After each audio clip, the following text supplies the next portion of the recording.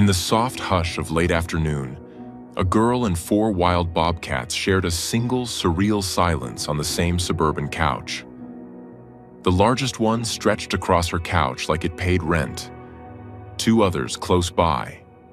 One curled at her feet, one heavy in her lap, and the smallest lying near enough that she could feel its warmth through a thin blanket. What led to this moment? How did an entire wild bobcat family end up lounging in her home? Stay with us. This is the story of the wildest roommates you could ever imagine, and you're not going to believe what happened next. Before we start, hit the like button and make sure to subscribe if you haven't, and hit that notification bell so that you won't miss any new stories. Marlo Hayes did not move to the suburbs to become a minor landmark in the private lives of bobcats. She moved for peace. After 9 years in a city apartment where the walls carried every argument, every vacuum cleaner, every midnight, "Who is dragging a couch?" mystery, the quiet felt like a luxury item she'd finally splurged on. The neighborhood outside Denver was all tidy sidewalks, mailboxes that matched, and lawns cut with the devotion of churchgoers. The air had that clean, dry bite that made mornings feel brand new. Her little rental had one thing she considered a miracle: a backyard that wasn't just a view of somebody else's window. She was 26, blonde, and stubborn in the way you get when you've put your life on pause to do it the responsible way. Her online bachelor's degree was open in 3 tabs at all times: lectures, assignments, and a digital planner that looked like it had been designed by someone who hated joy. She loved school, but she'd be lying if she said she didn't miss being able to simply exist without checking a deadline. So she built herself a routine. Most mornings, she'd shuffle into the kitchen in socks that didn't match, put on a pot of coffee, and stand in front of the one-way glass patio door like it was the world's most relaxing television. The glass was meant for privacy. People outside could see their own reflections while she could see out clearly. But it made her feel like she had front-row seats to something private and wild. At first, her backyard entertainment was ordinary. A couple of rabbits that acted like they were late for appointments, jays that screamed at their own opinions, and one squirrel that appeared to have a personal vendetta against the fence post. Then, one morning, the yard produced a bobcat kitten. The first time Marlo saw it, she thought her brain was mixing up animals the way it mixed up passwords. The creature was too small to be what it was. It stepped out near the juniper line, sunlight catching the faint spots on its coat, and it moved with the confidence of a tiny creature that hadn't learned yet how much trouble the world could be. Its ears were comically large, like it was wearing satellite dishes. Its paws looked oversized, as if it had ordered them online without checking the size chart. The kitten trotted a few feet, paused, lifted its head like it was smelling the air for secrets, then pounced. On nothing. A dry leaf skittered. The kitten attacked it like the leaf had insulted its family. Marlo stood there holding her mug, completely still, as if the slightest movement might break the scene like a soap bubble. Her heart did that quiet, delighted thump it used to do when she was a kid, and something magical happened. Snow days, fireflies, the first time she saw a fox. She told herself the correct adult response was to step away from the door and not form a relationship with a predator. Then she watched it try to climb the little slope near her garden bed, lose traction, slide backward on its own feet, and look offended about it. She stayed. From that morning on, the kitten became part of her days. Not a pet, not a friend, just a wild little presence that wandered through the yard as if it had added her property to its itinerary. It never came up to the glass. It never begged. It didn't even look at her most of the time. It simply existed in her view, and that felt like a gift. Marlo started to time her breaks around it. Between lectures, she'd stand at the patio door and watch the kitten practice being a bobcat. It stalked imaginary prey with its belly low and its tail twitching. It ambushed pine cones. It sprinted after bugs and then stopped short, staring at the ground as if to say, "What sorcery is this?" It disappeared. It did the bobcat version of a somersault once, more like a chaotic tumble, and then sat up blinking, as if trying to pretend that had been planned. She'd whisper to herself like she was narrating a nature show nobody else could hear. Ah, yes, here we see the apex predator, losing a fight with a pine cone. On the third day, she saw the mother. The adult bobcat appeared at the far edge of the yard, near the brush line, and the air in Marlowe's chest changed. The mother was not cute. She was beautiful, yes, muscular, sleek, with that unmistakable bobcat face. But she had the contained power of something that could rearrange your priorities in 1 second. She moved like a shadow that had learned how to be solid. The kitten popped out behind her like a toddler behind a parent's leg, and the mother paused, ears swiveling, scanning. She didn't look toward the house. She looked at everything else, as if the yard itself might have hidden dangers. The mother nudged the kitten once, and the kitten responded by bouncing sideways like it had springs. Marlowe's breath came out slowly. So the kitten wasn't alone. It had a mother. That made everything feel safer in a complicated way. Safer for the kitten, at least, because it wasn't orphaned and fading. In wildlife rehab circles, Marlowe knew, the presence of a mother meant hands off. It meant let nature do what it's built to do. It meant do not interfere, do not feed, do not try to help unless there's an emergency. So Marlowe did what most sensible people do when faced with a wild bobcat family. She watched from inside and tried not to become part of the story. For a week, it was perfect. The kitten visited most mornings. The mother appeared sometimes. Marlowe's grades improved because her breaks were actually breaks. Short, quiet resets where her brain didn't scroll or panic. Then came the day she accidentally cracked the patio door. It was the kind of mistake that happens when you're juggling life. Coffee, laundry, a video lecture droning about research methods, and a notification telling you an assignment was due sooner than you thought because, of course, it was.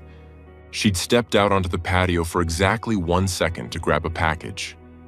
The box was light, probably textbooks, and the sun was warm enough that she let the door ease shut behind her instead of clicking it firmly into place. She came back in with the package and didn't notice the gap. She only noticed when a small shadow moved fast across the tile. The bobcat kitten was in her kitchen. It slipped inside like it had been practicing home invasion. No hesitation, no dramatic pause. Just a smooth, curious trot, nose twitching as it took in the smells of human life. Coffee, soap, something vaguely chicken from last night's dinner. Marlowe froze so hard her spine felt like it locked.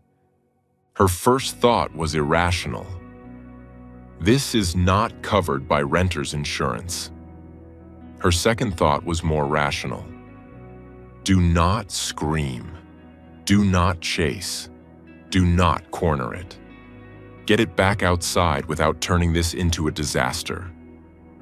The kitten padded toward the living room, and Marlowe's brain sprinted through everything she'd ever read about wild cats. Bobcats are not house cats. Even kittens have sharp little teeth and claws. The worst thing she could do was treat it like a stray kitten and try to scoop it up. That could stress it, prompt it to scratch or bite, and turn a weird moment into an emergency.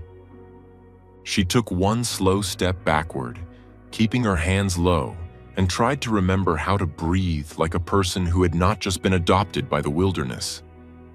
Then she saw movement outside the patio door. The mother bobcat was in the yard, pacing in tight arcs. Her posture was different than it had been on the calm mornings. Her head was up, ears forward, eyes scanning. She moved with that unmistakable energy of an animal who knows something is missing and is trying to locate it before panic becomes action. Marlowe's stomach dropped. Oh no. Oh no, no, no. The kitten, meanwhile, had discovered the living room rug and was testing it with one paw like it had never encountered fabric before. It tapped, pulled back, tapped again, then pounced at the rug's edge and bit it. Gently, as if biting a rug was a reasonable thing to do when you're learning about the world. Marlowe could see the whole situation like a diagram in her head. Kitten inside, mother outside, and a door between them. She had the sudden, very hopeful idea that she could fix this cleanly. Open the door, let the kitten run out, watch a heartwarming reunion, close the door, and go back to being a student who occasionally enjoys wildlife from a safe distance. So she did what seemed logical. She quietly eased the patio door open wider. Then, because she thought she was being smart, she ducked behind the kitchen counter so she could watch without being seen and avoid stressing the mother. She imagined the mother would call softly, the kitten would dash out, and the moment would feel like a small miracle. Instead, she unknowingly issued an open invitation to the entire Bobcat family. The first to enter was the mother. Marlowe expected her to hesitate at the threshold. She expected sniffing, suspicion, maybe a quick look around. The mother Bobcat stepped inside like she'd already done a walkthrough. She moved with careful confidence, body low but controlled, eyes reading the room. She didn't slink in fearfully. She didn't charge. She simply crossed the tile, ears turning toward every sound, and stopped near the living room entrance. Marlowe's heart began banging so loud she was sure the Bobcat could hear it. Then came the juveniles. 3 medium-sized Bobcats trotted in behind the mother, each one with that teenage cat energy. Too old to be wobbly, too young to be wise. They weren't tiny like the kitten. They were lanky and strong enough that Marlowe suddenly understood, in a new and personal way, what the word wild actually meant. One juvenile hopped once just because it could. Another paused to sniff a plant by the window.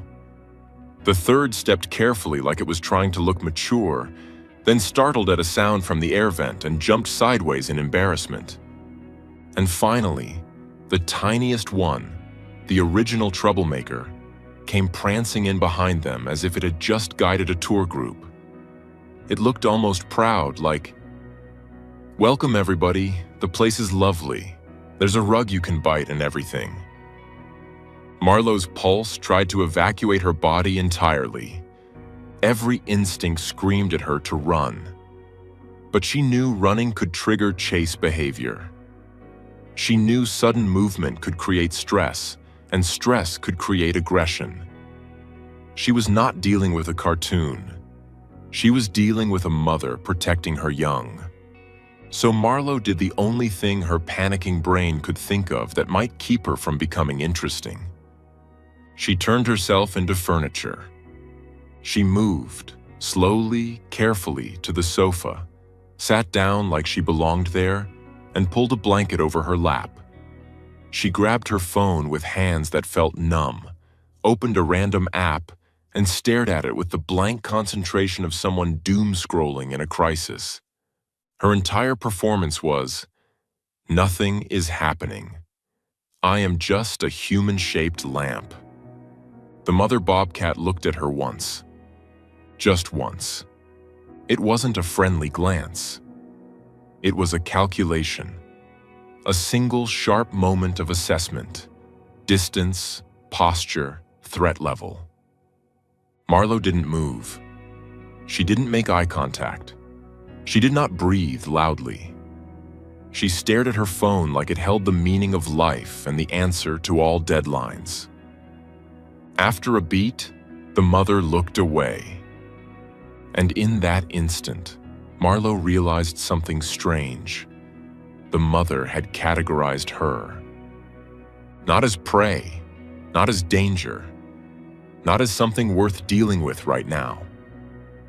The mother apparently had decided Marlowe was a weird piece of the environment. The juveniles followed their mother's lead, and the room shifted from terror to something almost surreal. One of the juveniles hopped onto the sofa cushion with the casualness of a teenager dropping into a recliner. It circled once, as if testing the comfort rating, then flopped down near Marlowe's hip, close enough that she could feel warmth through the blanket. Marlowe's brain shouted, "That is a bobcat on your couch." Another juvenile curled near her feet, its tail flicking lazily. The tiny kitten climbed up the blanket like Marlowe was a mountain, using its claws with a gentle but very real grip. It reached her lap, turned around twice, and then sat down as if it had always belonged there. Marlowe kept scrolling. She scrolled past things she didn't even see. She scrolled like a woman whose life depended on pretending she was bored. The mother bobcat remained watchful for a while, pacing the edge of the living room, sniffing the air, checking the corners. She peered toward the hallway, then back to the patio door as if mapping escape routes. Then, unbelievably, she settled down too. Not right on top of Marlowe, but close enough to claim the space as safe. She folded her legs under her, tucked her paws, and let her eyes half close. Every few seconds, she'd lift her head slightly, ears swiveling, checking. The juveniles, emboldened by comfort, began to do what young cats do when they're finally warm. They melted. The one near Marlowe's hip stretched, kneading the sofa cushion with its paws in slow, sleepy presses. The kitten on her lap snuffled at the blanket, then bit it gently, as if confirming it wasn't edible. The juvenile at her feet sighed in that soft, almost human way some cats do, and the sound nearly broke Marlowe's composure because it was so normal in such an abnormal moment. For a brief span of minutes, the living room became a den. Marlowe sat in the middle of it, pretending her phone was fascinating while her body hummed with adrenaline. She could smell them. Clean fur, sun-warmed wildness, a faint earthy scent like pine needles. She could feel the weight of their warmth through the blanket. She could hear tiny noises, a soft snort, a sleepy huff, the whisper of claws on fabric. Her fear did not vanish. It didn't become foolish. It simply softened around the edges as the scene took on a strange gentleness. She had never felt so still. Somewhere between, "I might faint," and "I cannot believe this is happening," Marlowe's brain did something unexpected. It let go. Her body had been tense for so long. School stress, city stress, life stress, that the sudden, enforced stillness felt like hitting a reset switch. The kitten on her lap became heavy, its tiny sides rising and falling in steady rhythm. The juvenile near her hip relaxed so deeply its whiskers twitched in dreams. Even the mother's breathing slowed. The room was warm. The couch was soft. Marlowe's phone screen glowed uselessly in her hand. And against every plan she'd ever made for herself, she fell asleep. It wasn't the kind of sleep where you drift gently. It was the kind where your body, exhausted by fear and tension, simply shuts down. Her head tipped slightly against the back cushion. The blanket stayed in place. Her hand loosened around the phone but didn't drop it. She slept with wild bobcats piled around her like living plush toys. An adorable, completely unsafe miracle she knew better than to ever repeat. Minutes became hours. When she woke, the light had shifted. The room felt different. She blinked, expecting to see fur and ears and spots. The sofa was empty. The living room was silent except for the faint hum of her refrigerator.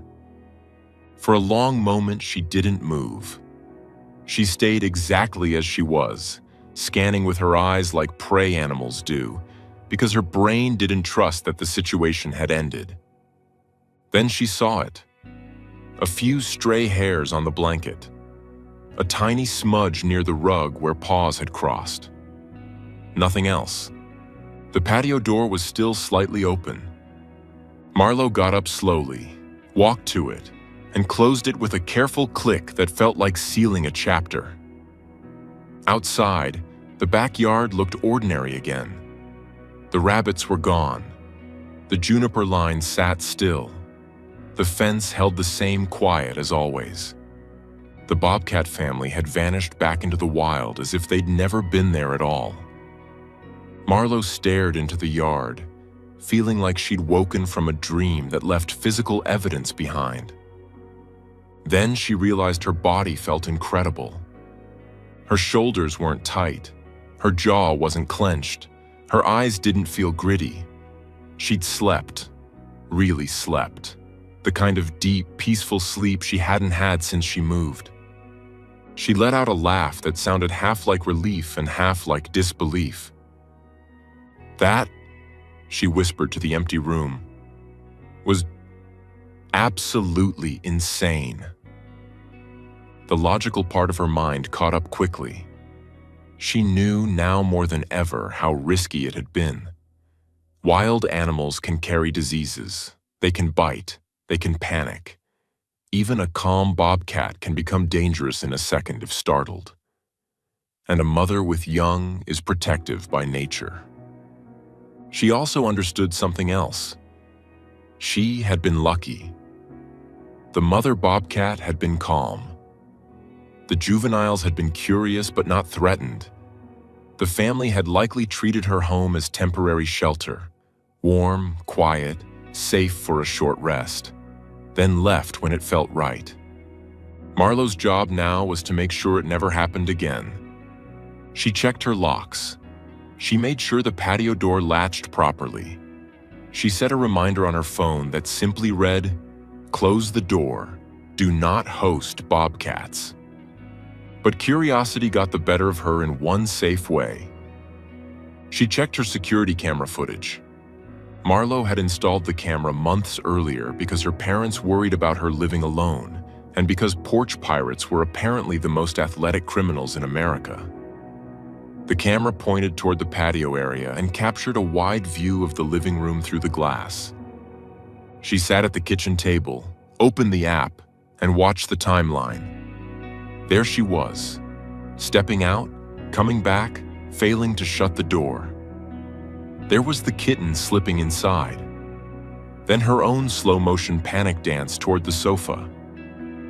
Then, like a scene out of a movie that would make wildlife professionals spit out their coffee, the mother bobcat walked in, followed by the 3 juveniles, followed by the tiniest kitten, and the entire family made itself at home. From the camera angle, Marlo looked ridiculous. She looked like a woman pretending to be casual while sitting beside wild animals. Her face was fixed in a blank expression, and her thumb scrolled her phone like it had been trained for combat. She watched one juvenile hop up and flop down. She watched the kitten climb her blanket. She watched the mother circle, check corners, and finally settle. She watched herself, tense at first, slowly slump as sleep took her. Marlo laughed so hard she had to cover her mouth. It wasn't laughter because it was harmless. It was laughter because it was absurd. It was laughter because her own life had briefly turned into a story nobody would believe. She saved the clip. Then she did what every American child does when something impossible happens. She sent it to her parents. Her mother replied in all caps within 2 minutes. "What is on your couch?" Her father replied with one sentence that felt painfully accurate. "You have become a Disney princess and I do not approve." Then her friends got it. The group chat exploded. One friend wrote, "Look at your cute plush toys." Another asked where she'd purchased such realistic, high-quality stuffed animals, because apparently the world's best way to cope with terror is to pretend it's a shopping opportunity. Someone else said, "If a Bobcat family moved in with me, I'd start charging rent." Marlo replied with a single emoji: the skull. She did not post the video publicly. She did not turn it into a viral spectacle. She knew enough about wildlife and people to understand that sharing the location or inviting attention could put the animals at risk. Some people didn't respect boundaries. Some people would try to lure them closer for a better clip. Some people would panic and call in a response that might not end well. So she kept the story mostly to herself, shared only with people she trusted, and let the moment remain what it was: a strange, private intersection of human life and wildlife. In the weeks that followed, she watched the yard more carefully. The kitten still appeared sometimes, usually at a distance, always moving with that growing confidence. The mother appeared less often. The juveniles showed up occasionally now and then, like teenagers passing by the old hangout. But they never came inside again. Marlo made sure of it. She also found herself thinking about the mother bobcat in a new way. Not as a threat, not as a cute story, as a capable, intelligent animal making decisions for her family. That day, the mother had likely been searching for her kitten, realized it had gone somewhere strange, and then made a choice: enter, retrieve, assess, rest if safe, leave on her own terms. It was a reminder of how close the wild still is, even in places where lawns are trimmed and neighbors wave politely. It's there in the brush line. It's there in the quiet spaces. It's there, waiting, not for attention, but for the chance to live. And whenever life got noisy, whenever her schoolwork piled up, whenever the world felt too loud, whenever she stared at her screen too long and forgot how to breathe, Marlo would replay that memory. Not the dangerous part. Not the part that could have gone wrong. The part that felt like a gentle, ridiculous pause. One accidental afternoon when the wild showed up uninvited, found a warm spot, decided she wasn't worth fussing over, and left her with a moment so soft and strange it felt like a dream. A dream that somehow had left behind a few stray hairs on her blanket and the best sleep of her life.